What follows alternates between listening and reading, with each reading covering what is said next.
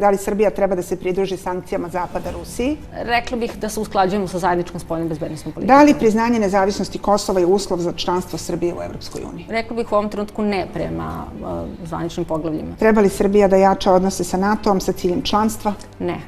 Šta je budućnost Srbije, rudarstvo ili poljoprivreda?